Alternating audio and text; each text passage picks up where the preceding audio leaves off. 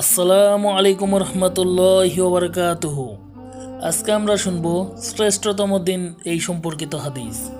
হজরত ওমর বিন খাত্তাব রাদিয়াল্লাহু তাআলা আনহু হতে বর্ণিত, তিনি বলেন, একবার এক ইহুদি বললেন, হে আমিরুল মুমিনিন, আপনাদের কোরআনে এমন একটি আয়াত রয়েছে যা আপনারা সর্বদা তেলাওয়াত করেন।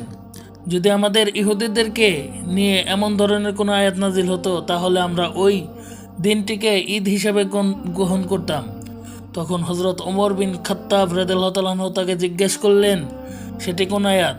উত্তরে ইয়াহুদি বললেন, আজ তোমাদের জন্য তোমাদের দিনকে পরিপূর্ণতা দান করেছি এবং আমার নিয়মত তোমাদের উপর পূর্ণ করেছি এবং তোমাদের জন্য ইসলামকে আমি ধর্ম হিসেবে মনোনীত করেছি। একথা শুনে হজরত ওমর রাদিয়াল্লাহু তাআলা আনহু বললেন, ওই আয়াতটি কোন সময় কোন স্থানে রাসূল সাল্লাল্লাহু আলাইহি